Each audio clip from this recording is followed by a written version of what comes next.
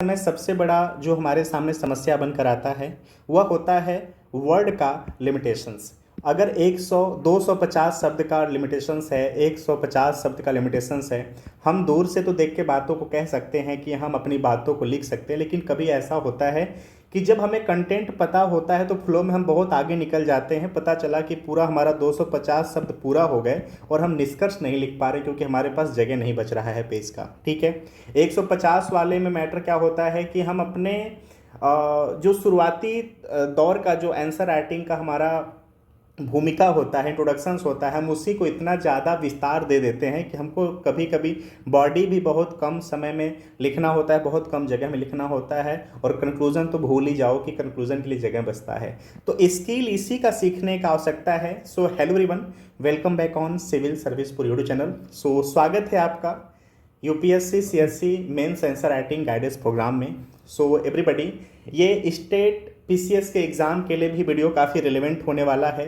जो लोग इसको देख रहे हैं काफ़ी मोटिवेशनल वो कमेंट करते हैं, जो कि हमें मोटिवेशंस का काम करता है।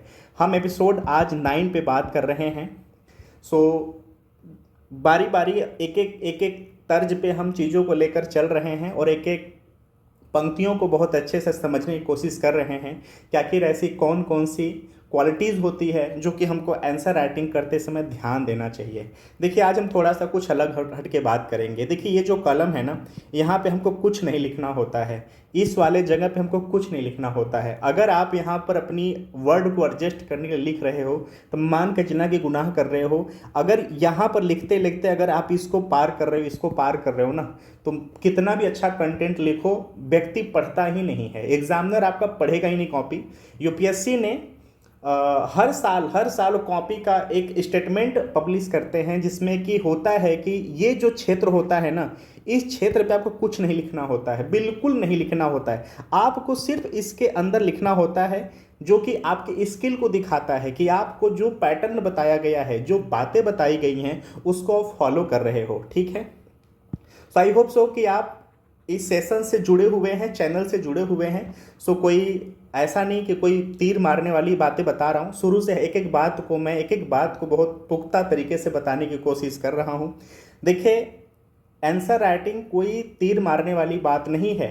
हर व्यक्ति का अपनी अलग लेखनी होती है, अपना तरीका होता है। बशर्ते बस एक ही बात यहाँ पर डिपेंड करता है कि जो बातें आपसे पूछी गई हैं बस उसको समझ लो आप, और उसको समझने के बाद अपनी बातों को, अगर 150 शब्द में पूछा गया है तो 150 शब्द में बोलो, अगर 250 शब्द में पूछा गया है तो 250 शब्द में अपनी बातों को बोलो। और अपनी ज्ञान को दिखाने से बचने की यहाँ पर ज़रूरत होती है।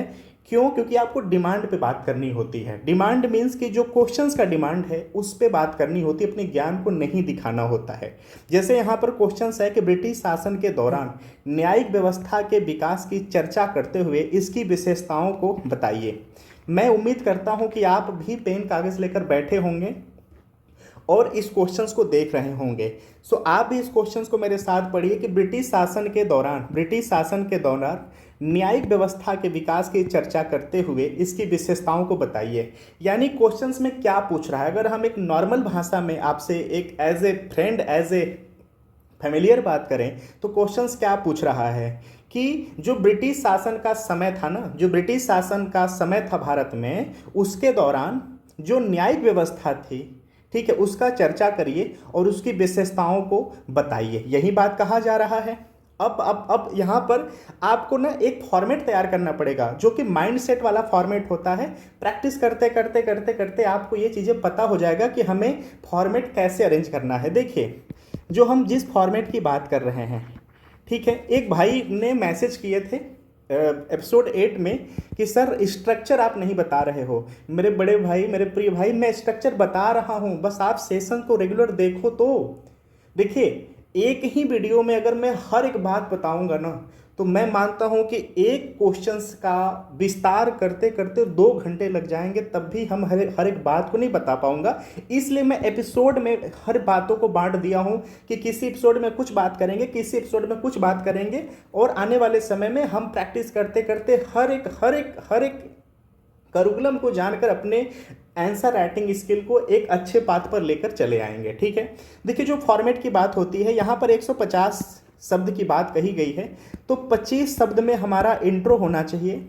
ठीक है, 100 शब्द में हमारी बॉडी होनी चाहिए और 25 शब्द में कंक्लूजन्स होना चाहिए। ठीक है, अब इसमें हर वीडियो में बताता हूं कि जो बॉडी है ना, वो बॉडी 80 शब्द में भी कंप्लीट हो सकती है, वो बॉडी 110 शब्द में भी कंप्लीट हो सकती है। ऐसा नहीं कि एग्जामिनर एक एक शब्द को काउंट करता है। आपका जो आंसर राइटिंग होती है, एग्जामिनर का जो मेन फोकस है वो आपके इंट्रो पे होता है। अगर इंट्रो आपने आंसर क्वेश्चंस के डिमांड पे लिख दिया है, उसके बाद वो पढ़ता है आपकी बॉडी को। अगर आपने जो इंट्रो है क्वेश्चंस के डिमांड के आधार से नहीं लिखा है, तो आपका आंसर नहीं पढ़ता है। बस आपके लेखनी का स्किल को देखकर नंबर देख के वो आगे बढ़ना चाहते हैं, उनको खुद मज़ा नहीं आता है। लेकिन अगर आपने क्वेश्चंस का शुरुआत तरीके से कर दिया, क्वेश्चंस के डिमांड पे कर दिया ना, तो वो बिल्कुल आपके आंसर को पढ़ना चाहते हैं और वो चाहते हैं कि मैं आपको नंबर दूं, वो चाहते हैं कि वो आपको नंबर दें। लेकिन बस वही बात है, क्वेश्चंस के डिमांड को लोग पूरा नहीं कर पाते हैं। इसी बात को हमको समझना है कि हमको डिमांड कैसे पूरा करना है। अब क्वेश्चंस पे आते हैं। क्वेश्चन ये कह रहा है कि जो ब्रिटिश शासन था भारत में, उसके दौरान जो न्यायिक व्यवस्था थी उसकी चर्चा करिए। ठीक है, अब देखिए जब भारत में ब्रिटिश आए तो ऐसा नहीं कि तुरंत वो न्यायिक सुधार करना शुरू कर दिए, रेगुलेशंस लाना शुरू, ऐसा तो कुछ नहीं था। शुरुआत का जो 50 साल था, उन्होंने व्यापार के मोटिव से आए थे। छुपी हुई मंशा क्या थी, अलग अलग इतिहासकार अपनी अपनी बातें कहते हैं। जब क्वेश्चंस का जो बात है, मैं उस पर डिबेट पे तो नहीं जाना है, क्योंकि हमें क्वेश्चंस के अंतर्गत बातें करनी है, अपने ज्ञान को यहाँ पे बिल्कुल नहीं देना है। तो शुरुआत का जो 50 साल था वो तो काम किए, यहाँ पर व्यापार किए। ठीक है, व्यापार करने के बाद जब शुरुआत उन्होंने किया यहाँ पर स्थापना का, तो क्या की, जो ब्रिटिश शासन था यहाँ पर किन किन कानूनों को पहले अब्जॉर्व किया, तो वो धीरे धीरे जो मुगल साम्राज्य थे ना, मुगल साम्राज्य के न्यायिक व्यवस्था को उन्होंने अनुसरण किया धीरे धीरे। जो मुगल साम्राज्य भारत में कानून व्यवस्था बनाया हुआ था, उसी को उन्होंने अनुसरण किया, उस पर धीरे धीरे चले। उसके बाद क्या किया उन्होंने, द्वैध शासन के जरिए तुम्हारा एक जो है आपका फौजदारी और एक होता है दीवानी, इसमें उन्होंने एंट्री किया। इसके एंट्री के बाद उन्होंने क्या किया, यहाँ पर न्यायालय व्यवस्था की स्थापना किया, न्यायिक व्यवस्था यहाँ पे लाए। ठीक है, इसके साथ उन्होंने क्या किया, जो वाद विवाद था, शादी विवाह था, इन सब चीज़ों पे वो हस्तक्षेप किए, इस पे वो नियम लाए, अपना सदर अदालतों का स्थापना किया। तो यही सब तो उन्होंने व्यवस्था किया था, इन्हीं सब चीज़ों का तो उन्होंने भारत में अरेंजमेंट किया था। तो हमको इन्हीं के बारे में बात करना है ना। तो आई होप सो कि आप समझ गए कि मैं आपसे क्या कहना चाह रहा हूँ। हमारा आज का जो सेशन 9 है, मेन फोकस ये है कि क्वेश्चंस के डिमांड पे हमें चलना है, न कि अपने ज्ञान पे चलना है। ठीक है, यहाँ पे ब्रिटिश शासन का व्यवस्था के बारे में बिल्कुल पूरी बातें नहीं बतानी है, यहाँ पे बहुत ज़्यादा विशेषता भी नहीं बतानी है। बस हमें बात या क्या करना है कि जो ब्रिटिश शासन था, ब्रिटिश शासन के दौरान जो न्यायिक व्यवस्था भारत में लाई गई। अब सिंपल सी बात है, न्यायिक व्यवस्था कौन भारत में लाएगा, ब्रिटिश गवर्नमेंट ही तो लाई थी ना, क्योंकि उन्हीं का कार्यकाल था। अब बड़ी बात यह है कि जब भारत में एंट्री किए, भारत में एंट्री करने के 50 साल बाद से लेकर के वो कब तक थे, 1946 तक भारत में थे। इस समय को हमें बात करनी है। क्लियर, आप समझ गए। तो इसी को कहते हैं स्ट्रक्चर। ठीक है, इसी को कहते हैं आंसर स्ट्रक्चर। यानी जो ब्रिटिश गवर्नमेंट भारत में आई, तो ब्रिटिश गवर्नमेंट आने के 50 साल बाद से, ठीक है, 1946 तक भारत में वो रही थी। इसके बीच का जो न्यायिक व्यवस्था था, न्यायिक विकास था, उसके बारे में उसके बारे में चर्चा करते हुए हमें अपनी बातों को लिखना है। क्लियर। इस सेशन का सबसे बड़ा बेनिफिट ये है आपको कि यहाँ पर मैं लिखा हुआ आंसर आपको एक्सप्लेन करके नहीं बताता कि यहाँ पर ऐसे लिखे, यहाँ पे ऐसे लिखे, बिल्कुल नहीं। मैं आपको लाइव आकर चीज़ों को लिखता हूँ और ये बताने की कोशिश करता हूँ कि पहले अपने इस फोबिया को ख़त्म करिए कि कोई बहुत बड़ी बात नहीं है। बस एक बार आपने स्किल डेवलप कर लिया ना और क्वेश्चंस के डिमांड को आपने समझ लिया ना, उसके बाद आपके लिए आंसर राइटिंग बहुत बड़ी बात नहीं है। बस इस आपसे क्वेश्चंस मांग क्या रहा है, इस डिमांड और सप्लाई को समझ जाओ। यूपीएससी का जो मेंस का पेपर है, डिमांड डिमांड और सप्लाई का पूरा खेल है। आपसे एग्जामिनर मांग क्या रहा है, आपको देना क्या है, बस इसी का पूरा खेल है। जिस दिन आप इस मैटर को समझ गए ना, मेंस आपके लिए बड़ी बात नहीं है, आप बहुत आसानी से पेपर को डील कर पाएंगे। बशर्ते यही होता है कि हम क्वेश्चंस को देखकर इतना ज़्यादा प्रेशराइज होते हैं कि हम कुछ भी लिख देते हैं, न ही वर्ड लिमिट का ध्यान देते हैं, न ही आंसर स्ट्रक्चर का ध्यान देते हैं, न ही किसी स्किल का ध्यान देते, बस लिखते चले जाते हैं। पता चला कि पूछा क्या गया था और हमने लिख क्या दिया। ठीक है, चलिए अब आ जाते हैं हम आंसर स्ट्रक्चर पे। ठीक है, आंसर स्ट्रक्चर पे आ जाते हैं कि हमें इस क्वेश्चंस में लिखना क्या है। ठीक है, तो देखिए यहाँ पर क्या हुआ कि हमारा इंट्रो हो गया। इंट्रो में क्या लिखना है, उसके बाद बॉडी में क्या लिखना है, उसके बाद कंक्लूजन्स में। यही तीन आधार ना हमारे आंसर के होते हैं लिखने के। तो देखिए भारत में जो ब्रिटिश गवर्नमेंट थी, शुरुआत का 50 साल तो बिल्कुल व्यापार किए हैं।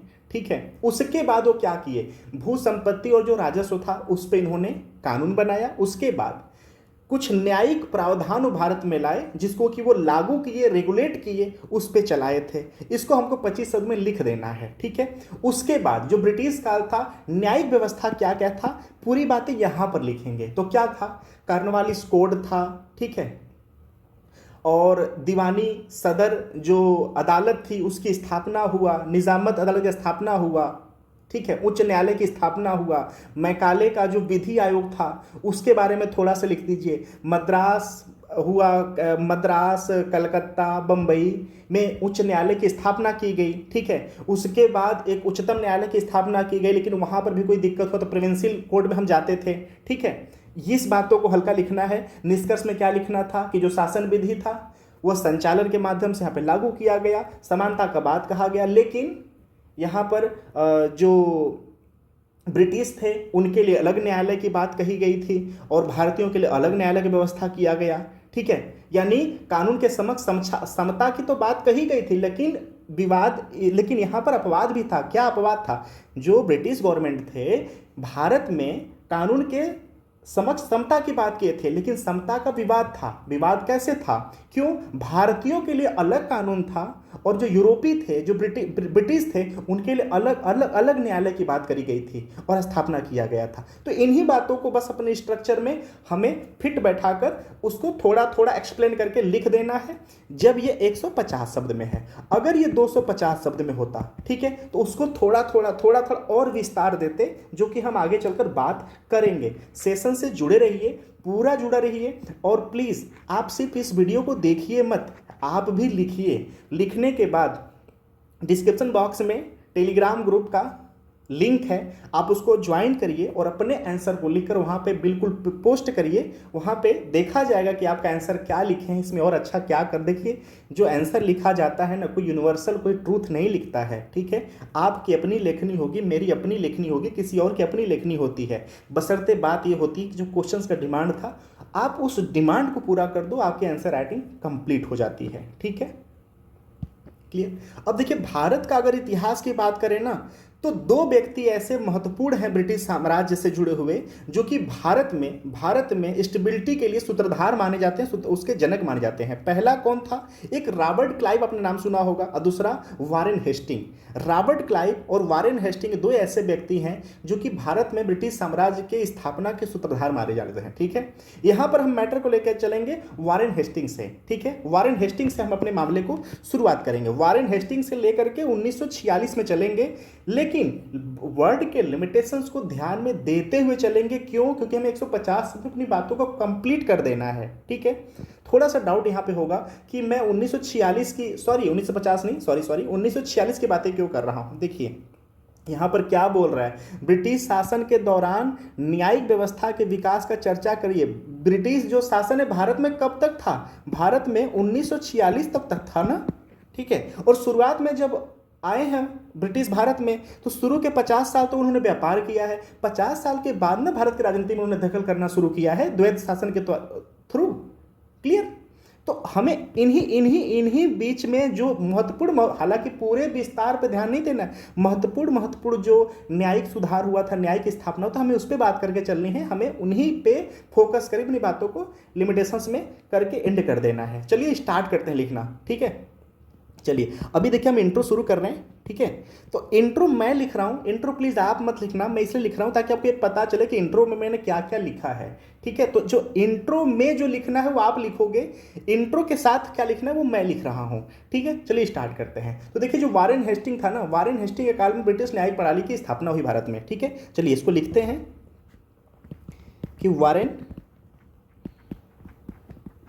हेस्टिंग के काल से न्यायिक प्रणाली का स्थापना हुआ भारत में। क्लियर, इतना लिख लिए, ओके। जिसका कि विकास आगे क्रमिक रूप से होता रहा, ठीक है, जिसका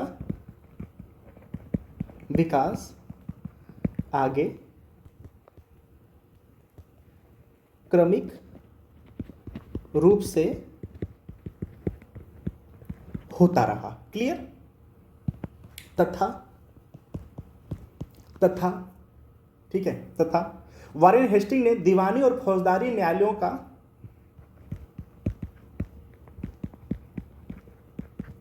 वारेन हेस्टिंग ने दीवानी और फौजदारी न्यायालयों का स्थापना, न्यायालयों का, क्लियर, स्थापना या न्यायालयों का नींव रखा, स्थापना नहीं, का नींव रखा। यहां तक बात समझ में आई कि वारेन हेस्टिंग के काल से न्यायिक प्रणाली का स्थापना हुआ भारत में, जिसका विकास आगे क्रमिक रूप से होता रहा, तथा वारेन हेस्टिंग ने दीवानी और फौजदारी न्यायालय का नींव रखा। क्लियर, अब इसको काउंट करते हैं ना। देखिए 1 2 3 4 5 6 7 8 9 10 11 12 13 14 15 16 17 18 19 20 21 22 23 24 25।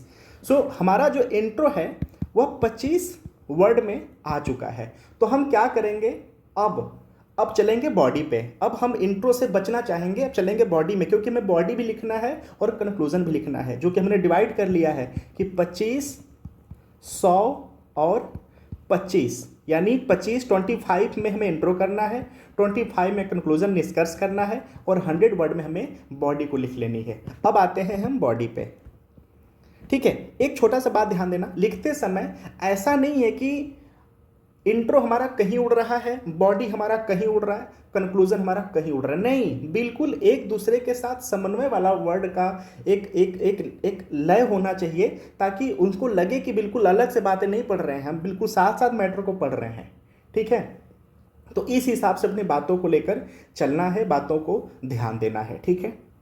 अब बॉडी में क्या लिखेंगे कि प्रत्येक जिले में, क्लियर, प्रत्येक जिले में दीवानी अदालतें स्थापित की गई, दीवानी अदालतें स्थापित की गई, क्लियर, स्थापित की गई, जिसमें शादी विवाह, ठीक है, जिसमें शादी विवाह, आप साथ साथ लिखते रहे, मेरी राइटिंग आप हो सकता है मैं टैच पर देख लिख रहा हूँ तो राइटिंग उतनी मेरी अच्छी नहीं बनी, तो मैं बोल भी रहा हूँ, तो इसको लिखते रहें, जिसमें कि शादी विवाह, कर्ज उत्तराधिकारी, ठीक है, कर्ज उत्तराधिकारी, लगान आदि मामले निस्तारण होता था, ठीक है, आदि मामले निस्तारण होता था। अब देखिए हम न्यायिक सुधार की तो बातें कर रहे हैं कि ब्रिटिश गवर्नमेंट ने क्या किया कि जो शादी विवाह का जो क्लेश होता था, जो विवाद होता था, कर्ज का जो मामला होता था, ठीक है, इन सब मामलों के लिए दीवानी अदालतों का स्थापना किया, जिसमें कि मामलों को देखा जाता था, निस्तारण होता था, ठीक है। बात यहां तक समझ में आ गई। ठीक है, तथा दीवानी अदालतों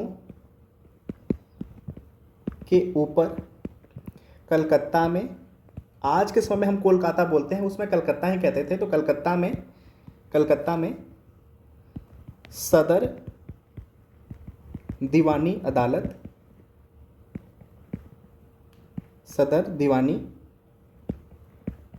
अदालत का स्थापना किया गया था। क्लियर?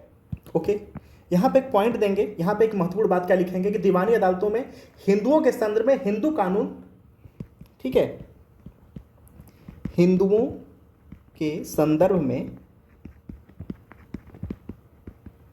हिंदू कानून तथा मुस्लिम कानून के अनुसार, तथा मुस्लिम के संदर्भ में मुस्लिम कानून लागू किया गया था, तथा मुस्लिम के संदर्भ में मुस्लिम कानून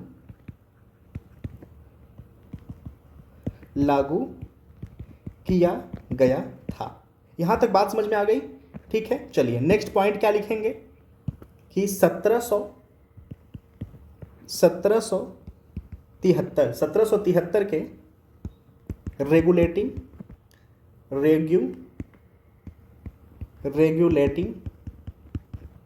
1773 के रेगुलेटिंग एक्ट के माध्यम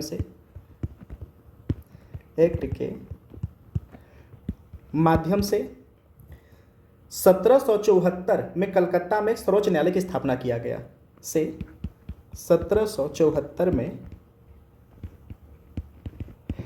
कलकत्ता में एक सर्वोच्च न्यायालय का स्थापना किया गया। क्लियर? यहां तक हो गया। चलिए नेक्स्ट पॉइंट क्या लिखेंगे कि कार्नवालिस कोड के माध्यम से न्यायिक व्यवस्था में सुधार किए।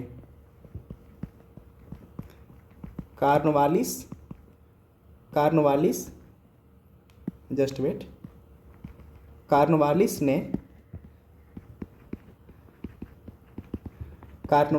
कोड के माध्यम से कार्नवालिस कोड के माध्यम से न्यायिक व्यवस्था में सुधार किया। न्यायिक व्यवस्था में सुधार किया। क्लियर? चलिए नेक्स्ट पॉइंट क्या लिखेंगे कि आगे चलकर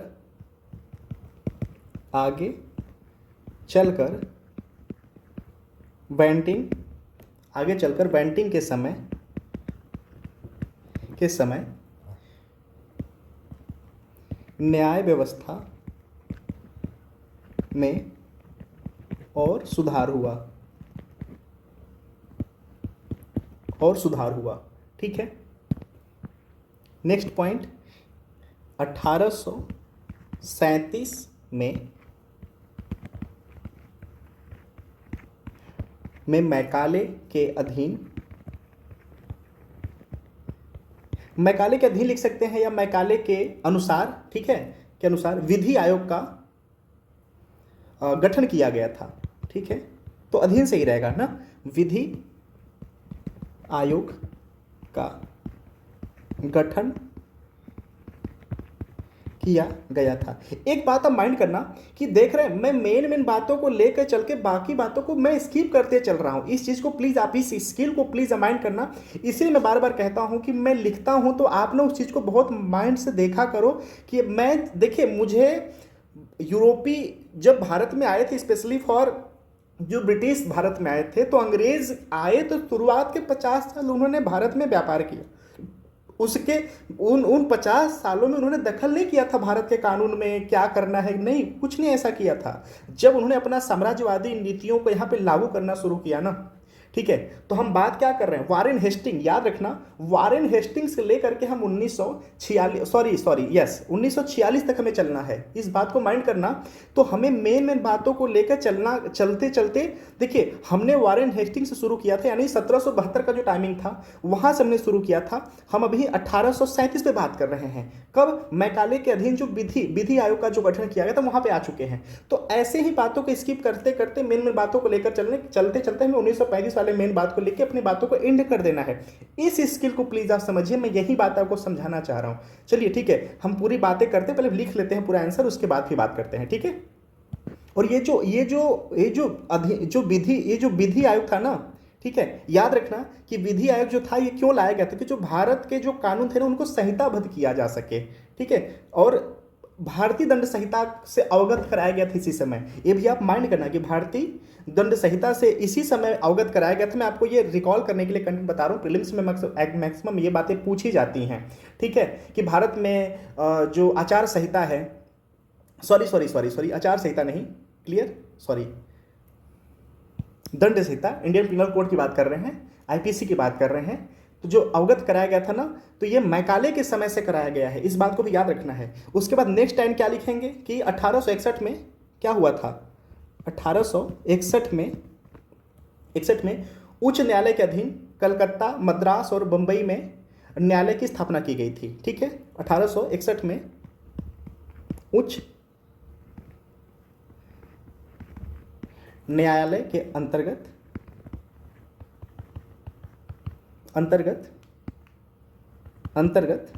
ठीक है, अंतर्गत मद्रास, बंबई, क्लियर, और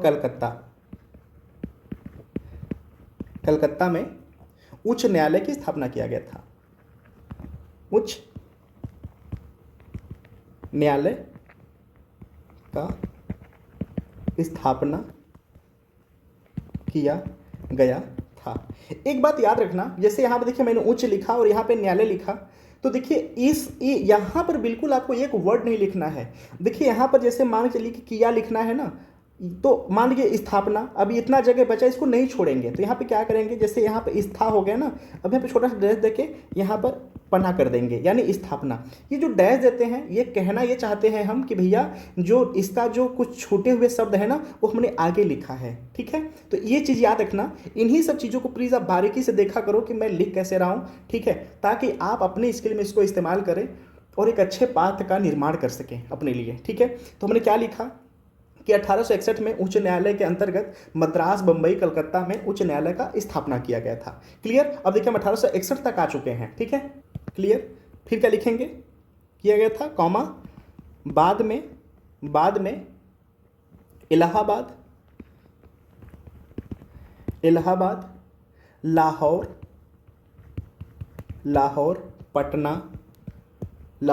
पटना में भी उच्च न्यायालय स्थापित किए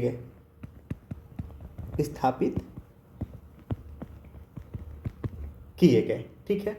और यहां पर क्या करेंगे, मेन फुल स्टॉप करके पैराग्राफ चेंज करेंगे। फिर नेक्स्ट पॉइंट क्या लिखेंगे कि जो 1935 में जो मामला हुआ था कि 1935 में भारत सरकार अधिनियम, क्लियर, भारत सरकार अधिनियम द्वारा एक संघीय न्यायालय की स्थापना की गई, संघीय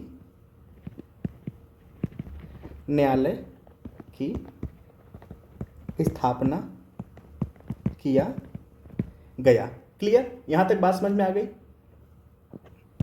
ठीक है। फिर लाइन यहाँ पे क्या अंडरलाइन, नेक्स्ट लाइन क्या लिखेंगे, देखिए जो ब्रिटिश गवर्नमेंट थी भारत में, जो न्यायिक ये न्यायिक जो स्थापना करते चल रही थी, उसका मेन अवधारणा क्या था कि भारत में ना विधि का शासन हो, ठीक है, भारत में कानून का शासन हो, विधि का शासन हो, ठीक है, भारत में कानून का शासन हो, ठीक है। इसी अवधारणा को लेकर चले थे, ठीक है, शासन हो। क्लियर?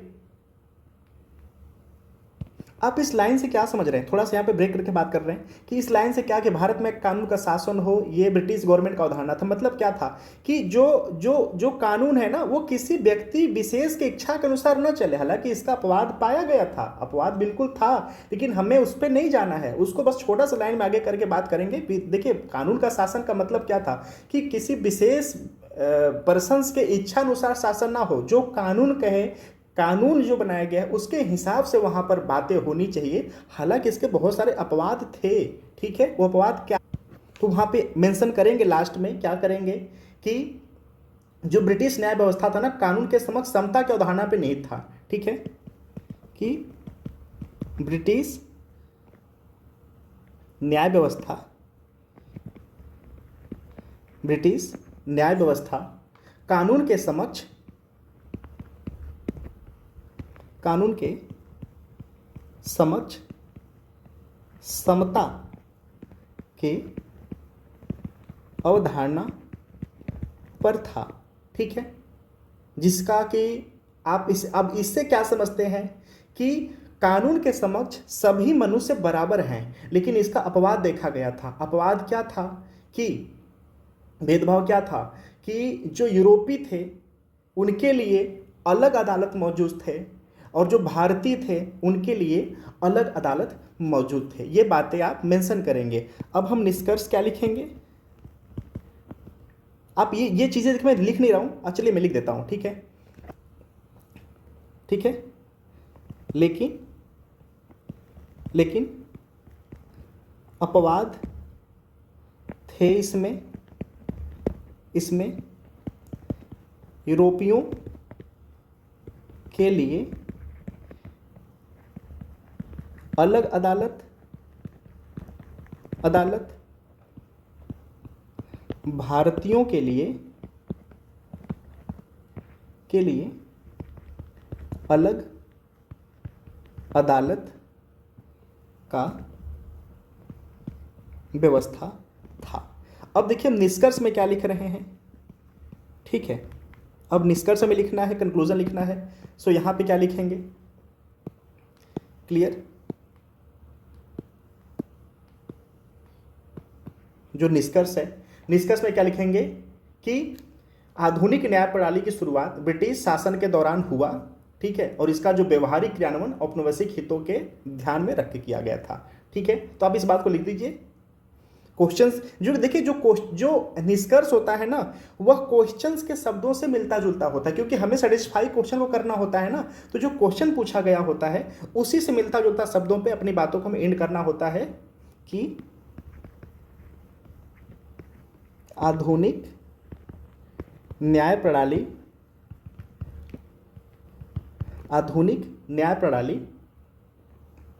की शुरुआत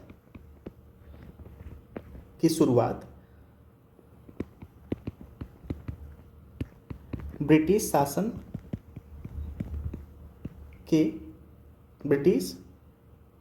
शासन के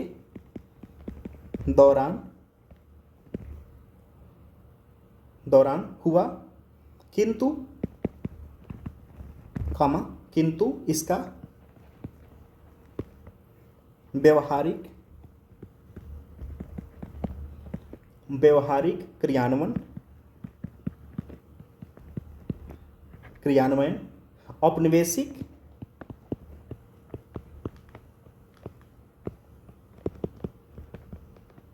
औपनिवेशिक हितों को ध्यान में रखकर किया गया। औपनिवेशिक हितों के ध्यान में रखकर किया गया।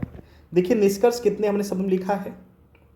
1 2 3 4 5 6 7 8 9 10 11 12 13 14 15 16 17 18 19, टोटल 19 से मन के इसको चले 20 शब्द में हमारा निष्कर्ष भी कंप्लीट हो गया। भाई देखिए ब्रिटिश गवर्नमेंट जितना भी भारत में कानून ला रही थी वो भारतीयों के लिए नहीं ला रही थी। हालांकि कुछ थे, लेकिन उसमें जहां जहां वो सहज महसूस कर पा रहे थे, जिन जिन जगहों पे वो महसूस अपने को सहज पा रहे थे, उन्हीं हिसाब से वो कानून भारत में बना रहे थे।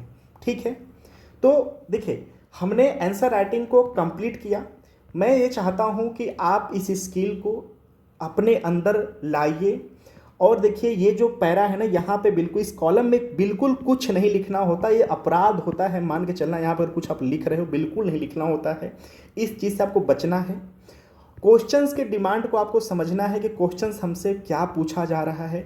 जिस दिन आप क्वेश्चंस के डिमांड को समझकर वर्ड टू वर्ड बातों का जवाब देना सीख गए, उस दिन आपके लिए आंसर राइटिंग बिल्कुल एक नॉर्मल काम फील होगा। फिर आप इसके जो फोबिया है ना, बिल्कुल आपके अंदर से निकल जाएगा। सो प्लीज़ अभी आप प्रैक्टिस करते रहिए। अगर आप पूरा का पूरा एपिसोड नहीं देखे हैं तो 1 से शुरू करिए। मैं हर एक एपिसोड में कुछ नई बात बताने की कोशिश कर रहा हूँ।